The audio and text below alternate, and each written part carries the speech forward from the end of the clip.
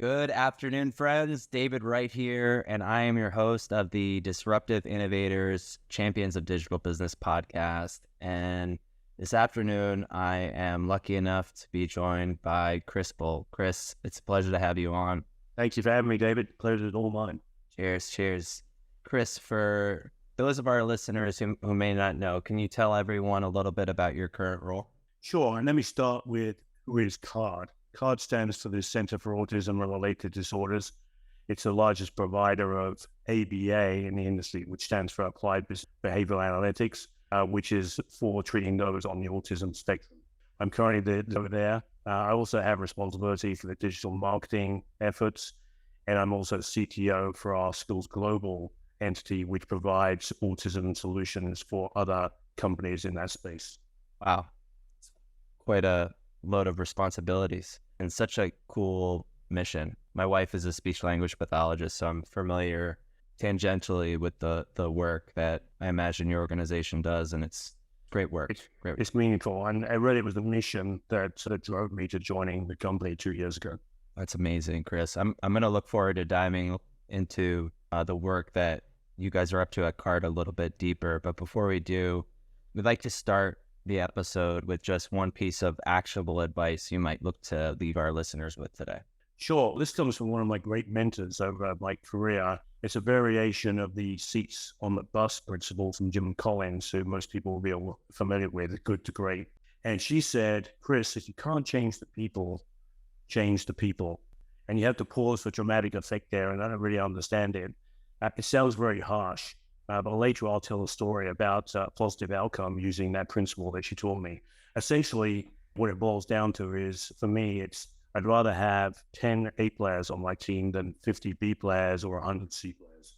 Yeah, that's the truth. And I had this conversation with my coach too about how if I'm not getting what I want from an employee, what am I doing to touch, move, and inspire that individual? And have I really made the effort yet? Or am I just trying to scrap it and move on? And 9 times out of 10, it was that I hadn't put the time in to really get them there. Yeah. So I'll look forward to hearing more about that story. And so, to that end, let's dive into, Chris, your personal backstory. I know you've been associated with a number of really amazing organizations over the years, but how did you start out and how did you get to the point in your career that you're at today? Absolutely. As you can tell, I'm probably not from around here. I grew up in the UK. I did a language degree, so I studied European languages. And then I ended up going into the insurance field and just frankly hated that field. Thought I could use my language skills. But all that time I was a closet coder and loved the technology side. This is a few years back. The PC in the home was not as proliferant as it is today. I got a job with British Airways as a developer. And shortly after that, I and my wife decided to make the move to the US and traveled out to Texas, ended in Fort Worth. So what a cultural shock that was, coming from London to Fort Worth, Texas. And I got a job with American Airlines. It meant to be 1 year. I stayed 9 years, had a great time there. And then I joined Accenture, at the time it was called Anderson Consulting, decided to get in the consulting side, and later at Sabre. And I spent a good part of my career earlier on in services side, so products, services, consulting. And I think that's actually such an important thing to do, because today when I'm dealing with my partners, I understand where they're coming from. And I think that helps build more solid vendor relationships and can help us be mutually successful. After that, I had a number of increasingly big CIO roles. I joined Greyhound coming out of Accenture in 2008, and just had a great experience building the customer experience, focused on building our presence around mobile and online. Ultimately, I ended up at CARD in 2021. And this role is really the intersection of what drives me personally and professionally. I have a passion for helping those. I've been very blessed. I've been healthy. I've got 3 healthy kids. Not everyone has that blessing and that luck. So I've been very lucky to really be able to pay it forward now. I've had roles in nonprofits of Make-A-Wish, and I'm active with a group called Best Buddies, which is a nonprofit dealing with those, helping those with intellectual and developmental disabilities. Now what I can do is every day I wake up and I'm helping to build business technology solutions that help those who need it most, those on the spectrum. I enjoy working with my counterparts and other members of the CARD team. We call them Cardians. They're our teammates. And we have a simple mantra, right? We're either delivering world-class therapy to our patients or we're supporting someone who does. And that's as simple as that. So for me, when I got the call to come here, it really did feel like a calling and a culmination of my journey, David. Yeah, I love that. A lot of our listeners know this, but my mom's the president and CEO of a nonprofit in New Jersey called the Center for Great Expectations. We help them with their technology, and she supports pregnant women and their children who often come from super traumatic backgrounds. And having two healthy daughters of my own, to imagine what it would be like to raise a child who in poverty, without a family that loves you, having been abused by whoever it might be. It's hard enough with having a family that loves me and having financial resources and all of that. Now, similarly, to raise a child that with autism or another who's on the spectrum, I mean, it's hard. It's really hard, and it's just so it really resonates with me, the work that you're doing. It really is very impactful. You're right, David. And the nice thing for us is we do see those hard circumstances, but we also see the success stories. And we often get videos or testimonials from parents who say, look, this was life-changing for me and my family, and thank you. Yeah, and you're absolutely right. That is it. And it starts with one person, right? People get caught up with the fact that, oh, we can't do anything because it's like you're trying to boil the ocean. But it starts with impacting the life of one person, right? One person at a time. Exactly. So, Chris, super cool journey, personally, and otherwise. What would you say is one of the most important things that you learned along the way over the course of your life, personally or professionally? And what was life like before learning it and after learning? Yeah, so let me go back to that story I told you I was going to tell you in terms of seats on the bus. Yeah, this was actually my very first CIO role. And I was pressured, or felt that I was being pressured by the CEO and others about one of the members of my team. So I was new to the role. And they said, look, Chris, we've got this head of infrastructure. His name was Jim. He's been around for many years. He's just not come there. And he's not the right guy. And frankly, I think they called him a dinosaur and said, you need to make space for him. No one had made that change ahead of that. And this was going to be going on for a while. But I was asked to take care of it swiftly. I'd never let go anyone in my life before, in my career before. I was terrified and I sweated. I lost sleep. I was terrified of that day approaching when I scheduled a meeting with Jim. And he and I had a relationship because he was helping me with infrastructure projects, etc. But this was not a day I was looking forward to. I came in that day, I think I was probably sweating profusely when Jim came into my office. He sat down and closed the door and I said, Jim, I need to have this conversation with you. And I just want to let you know, one, you've been a great asset to this organization. And as I was going to continue the sentence, he said, Chris, it's okay. Jim, and Jim was the age I am now, right? So he was much more mature than I was at the time. He said, Chris, it's okay. I said, what do you mean? He said, it's my time. It's my time. And I know that. And I feel that. So I'm good with it. Let's work on the transition plan. I don't want you to be stressed out. I know it's stressing you out. And let's work on the plan. I'm ready for my next adventure. He must have seen a sigh of relief and my shoulders drop. And we worked on the transition. He was true to his word. And just an amazing lesson. And what I realized was that I could have approached it differently. Obviously, I was very nervous because this is my first time doing this. But it really was a lesson about sometimes people do have the wrong seat on the bus at the wrong time. And it's okay to have that conversation. But the key is do it in an empathetic and humane way. And people respect you for that. Yeah, that makes a lot of sense. It's a great lesson. Now, obviously, that was a challenging moment for you as a fairly newly minted executive. But when you think back, Chris, into your tenure, either from your consulting days or your days as a CIO, does a time stick out in your mind that you failed or that you had a really huge challenge, but you ultimately took a really profound lesson away from that instance? Yeah, I think so, David. I think back to my days, I was in consulting and I was the QA manager on a massive project at a client. And as we went through the QA process for this product rollout, it became very clear from the metrics that this project was not ready to go live. And so in talking to people, I understood that this was probably the fourth attempt to trying to get this project over the line. And people had warned me that one of the senior people at the client was going to be held accountable in no uncertain terms if this didn't go live this time around.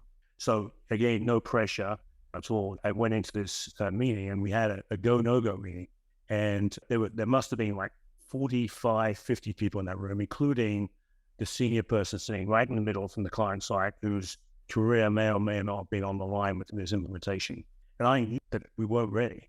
And so the senior partner went around the room and started going, are you a go? Are you a no-go? Are you a go? Are you a no-go? As it went around the room, all the people who I thought believed that it was not ready were saying go. It got round to my side of the room. There was probably like no more than 5 people left to go after me. And I said, I've got the data. We've got the metrics. We've run all the tests we can. I'm afraid to say this is a no-go. And I saw that leader from the client look over me. It was like his eyes were burning through me. And it was very difficult. There was deathly silence in the room. And we walked out. It was a no-go. And everyone was avoiding me going out. Within a few days, people would come up to me and go, that was a good call, Chris. That was a good call, gutsy call. And even the leader, he didn't get fired. And we went live a few months later. And he came up to me and said, yeah, ultimately, that was the right call. But that day, I did not feel it. I felt like I had not a friend in that room. And it was a very uncomfortable feeling. But for me, the lesson was you do have to be courageous when you've got the data and facts to back you up and stand your ground. And I was actually, again, respected more for that than if I'd actually just gone with the flow. Oh, that's a great lesson. And as a consultant on to this, I've been on both sides of that. Young in my career, I would have probably been the one that said go, particularly young, wanting to. I also had the thing where I wanted people to like me, but I came to find, and now when I walk into a client or when we're starting to engage, I'll be very vocal about this, like right up front. I'm like, if you're expecting someone who's just going to go with the flow and all of that, that's not me. I'm going to be the one who challenges things tactfully, right? And I'm not going to do it arbitrarily. It's going to be, like you said, based on data, based on facts, but you can count on that from me. Now, you might tell me, Dave, we appreciate that, but also there's this, and you might not know this about our organization. And then I might say, okay, no, that makes sense, but you don't want a consultant who's not going to challenge you, right? Sure. Yeah, that's ultimately what you pay for. Yep. 100%. That's a good one. So, Chris, I want to dive into your current role. Before we do, I just always at this point like to ask favorite book or literary piece, either that you're reading right now or all time. Yeah, absolutely. I listen to podcasts quite a lot, like a lot of our listeners. I like Chasing Life, in particular with Dr. Sanjay Gupta. I think there's a lot of good life lessons there. I enjoy listening to that. From a book perspective, Company of Owners by Dr. Darren Martin. That is an amazing read. Very simple. It's almost like a 1-minute manager. You can read it very quickly. It teaches you and your team how to act like a company of owners, literally, and lead that way. And then I've read all the books by Sir Richard Branson, and I love his mantra, which is very simple. Happy employees make happy customers. And it sounds like it's a cliche and very simple, but it really does apply. Yeah, I love what he does with Virgin. He just does an outstanding job. And I think that's true. I really think that's true because it comes through in their attitude, their empathy, all of it. So Chris, now, so you're the CIO among other roles and responsibilities at the Center for Autism. Talk to me a little bit about your vision for IT and digital and maybe some of the key initiatives you guys are working on as it's derived from the overall mission of the organization. Absolutely. When we look at what's important at CARD, clinical excellence underpins all of our operational goals and metrics. So I work particularly closely with our Chief Clinical Officer. It's all about data, as you can imagine, and metrics and KPIs and moving the needle and understanding what makes a difference in a treatment plan and a therapy session with a patient. So those are key. What I particularly like about our relationship also is he is a big fan of bringing innovation to bear in this space. So he and I partner, always able to bring an idea to the table and say, why don't we take a look at this? So this is worth a look at. Often he'll bring something to me. He's a great partner in that. He's not off doing shadow IT or anything like that. He's bringing it to me and the team saying, you know what, this has a lot of merit. So for example, over the last year, we were looking at some opportunities to leverage virtual reality, which has great potential in the autism space. And so it's how can we move the needle and really improve the care we give and collaborate on efforts like that and leverage those kind of technology platforms going forward. I love when I see the clinical teams and the IT teams playing nicely in the healthcare setting. It's just, you don't always see that. And you'd hope with a mission like yours that everybody could get with it. But I think it's also a function of the individuals themselves, the leaders themselves, being willing to collaborate. It really is. And he's very collaborative. In fact, we have a very collaborative executive team. Everyone behaved in that manner. So it's an environment where innovation and new ideas are welcomed. It's a huge part of it because we'll encounter organizations where you can feel the trepidation of employees afraid to make a mistake, and you can't foster innovation in an environment like that, because for innovation, you can't be afraid to try something and make a mistake. Obviously, in a healthcare setting, you have to do it in a controlled manner where it's not going to cost someone their life, but you still have to be willing to take that leap of faith. You do indeed. And I like to say those ideas are often welcomed. We try and fail fast collectively. And often something that's happened with us is we've come back and revisited an innovation because it may not be time today, in 6 months it is. So we'll often pop something, so we'll come back and revisit that together. Yeah, it's smart. What about maybe some of the biggest challenges, Chris, you guys are facing as an organization today? Yeah, we've got some strong headwinds, obviously, that apply to the healthcare industry in general, but particularly to the ABA industry. Things like depressed reimbursement rates that have not changed over the years, frontline worker retention and attrition, frontline worker burnout particularly, right? And the mental health issues. We talk about that extensively in our teams and how we can address that. And then your competition. So our industry has been rife with competition since about 2018. And there's lots of opportunities to deliver the kind of therapy we do, both face-to-face and obviously via telehealth and remotely these days. So those are all areas, for the most part, that can be addressed in some way by technology, which is why what we're doing is so important. Yeah, 100%. So how large is your team at CARD, Chris? We have about 3,500 people at CARD. Most of that is made up of what we call BTs, which are behavioral technicians. They literally are the frontline workers who deliver the therapy sessions. They're supported by clinicians who usually have a master's in some clinical aspect. So they provide the supervision, they build the treatment plans and oversee the therapy that's provided. And then we offer that therapy across 130 locations across the US. Got it. Wow. That's substantial. How about some of the best practices you and your team follow to support this environment? Yeah, there's a couple I'd like to call out, David. One, and this is one I've espoused every company I've been at and every role I've been in, is you've got to be out in the field. And what I mean by that is you've got to be a real person to those on the front line. And so when I go out and visit, I'm renowned for dropping in on our centers across the country. I think I'm the most traveled person in our organization, apart from our VP of operations. And what I do is I spend time in those centers, and I spend time educating them about what's going on in the organization. But I sit in the rooms with them, right? Sit in therapy sessions, and I want to experience what they're experiencing. For one, right, it's meaningful with seeing the successes they're having with our patients. But two is the challenges they have and how we can address those. I'll give another quick story. One of my early roles in IT leadership. Our CEO, he was fantastic, and he felt very strongly that his executive team didn't know what was going on in the field. He had this special day. It was a sales day. And he said, every one of you is going to go out to a location. Now, this was a staffing company. So we did commercial and technical staffing for companies locally. And he said, I've already assigned you a location. You're going to go and sit in that location and you're going to help the manager do their work that day. So I got there and she said, Chris, if your job today is 8 accounts, you're going to call these 8 accounts and I want you to build our book of business. There are 8 existing accounts, but I want you to see if you can grow those accounts. I can't do sales, right? I don't know anything about building a book of business, but I took on the challenge. So I called 8 locations. I think probably 3 didn't answer. I couldn't get anyone on the phone.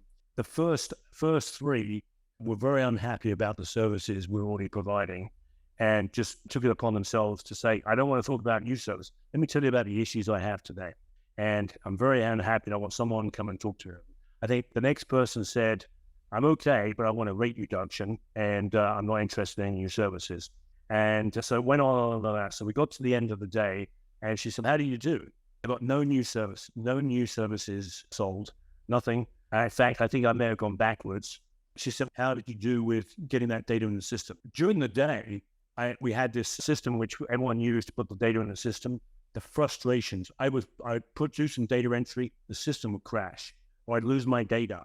And I'd heard about these issues as a CIO back in my office, but I didn't realize they were that severe. I witnessed a day where I was not very successful as a frontline worker, and I had to suffer the issues that we provide them with the tools they had from a technology perspective.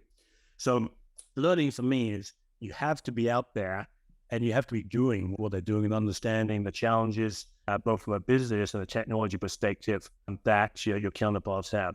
The second best practice I like to use is communication. So I'm a strong believer that if you over-communicate, even bad news, it helps to buy it, right? So when my team's doing stuff, whether it's a project go live or we have an outage or anything like that, the first thing we talk about is what's the communication, right? Has it gone out? And we told people what's going on, and we've given them the workarounds, etc. And that has built significant buy-in and support from the team, even when things go wrong. So I think over-communicating really helps build that bond with your constituents. Yeah, I agree on both counts. And it just makes a lot of sense.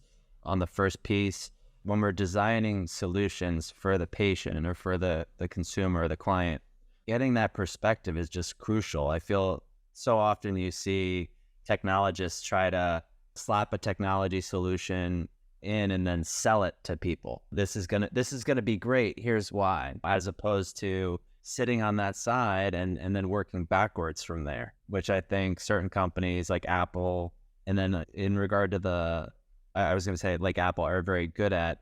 In regard to your second point, I think about it's so crucial. Every time we've over communicated when there's an issue, that's all people want. And I think about my own experience, like for example, with Delta, things don't always go well with flights, right? It just happens, but they're very communicative. And I appreciate that. I really do. They really over communicate and they have a really great customer experience. Yeah, I agree. Yeah. So last question on card, Chris, and I have just a couple more questions for you would be, you already touched on a couple of the really innovative things you guys are doing surrounding VR. Any other innovative technologies that you're excited about that are on the horizon for the organization?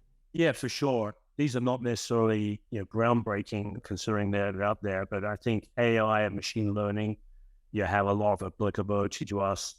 We capture obviously a lot of data. How to leverage that data to improve treatment plans, to improve the therapy, and use learnings from prior treatments, obviously on an anonymized and aggregated basis, but I think that's important. One of the other areas we're excited about is robotics. Initially, I was looking at robotics as a potential solution to our staffing issues, which was probably pie in the sky, right? We're not there yet, but I was thinking we could put a robot in front of a kiddo and help them with their therapy. But in reality, there are schools already doing that with a therapist or a teacher with a robot by their side, co-presenting content. And the really amazing thing about that, right? Most kids love robots, right? They've got an affinity to robots. So right off the bat, it builds a bond with the therapist and the robot giving it, and they like to play with that robot. So we've been in conversations with a robotics company again who works in our field, who's actually been successful at building not just the robots but curated content that could support things like autism therapy.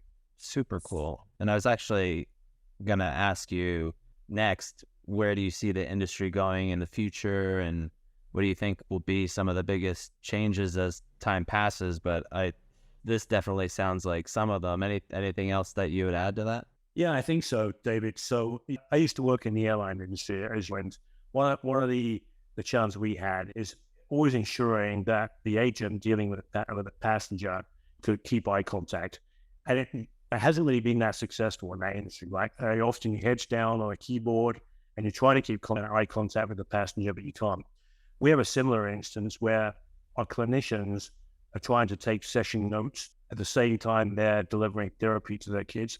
And bear in mind, right, there can be some behavioral issues in these sessions, right? And they have to be very mindful of that, some very dangerous behavioral issues. So the moment you take your eye off that session, right, creates potential risk.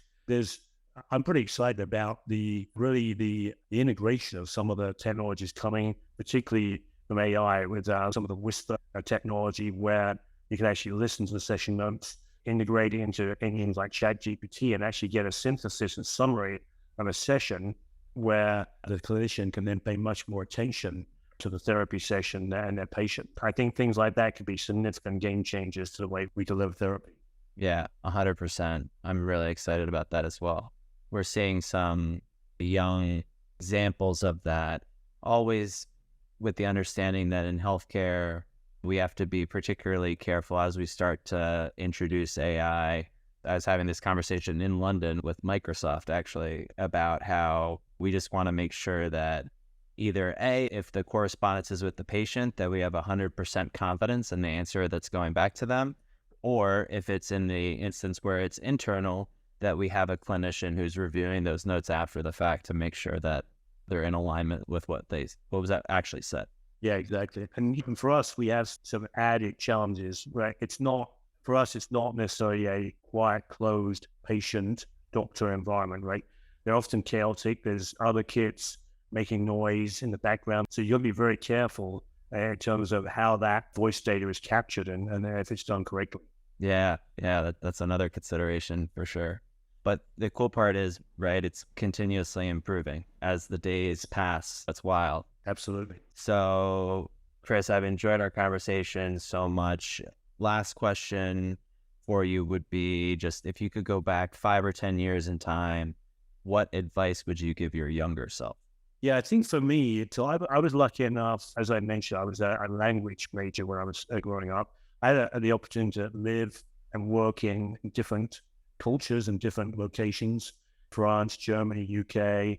I spent some time in Poland, in Russia, in Italy, and I really enjoyed those. And I really value understanding different cultures and making sure I understand them. My kids have learned that from me, and they cast the net far wider, right? Asia, South America. I wish I'd cast my own net wider when I was younger like them, but I really respect what they're doing. And I'm actually riding the coattails of my youngest son next year when he goes to South America. I'm going to join him on some of his trip down there. Super cool. I think that's great for Americans to hear too, because I feel like so often we're so insular and maybe we go on vacation one place, but I'm going to look to do the same. I'm going to be I went to London, the UK for the first time last month. Later this year, I'm going to go back to the UK, but then I'm going to take it a step further and go to India, the Indo-Pacific region, Taiwan, Vietnam. So I'm pretty excited about that. Fantastic. That'll be a great trip. Great advice. I'm really excited to learn about their cultures as well. Chris, it was an absolute pleasure having you on today. Thank you so much for taking the time. Thank you for having me, David, and great speaking to you. Appreciate it. And absolutely. And to our listeners, thank you for tuning in. We will catch you all next week.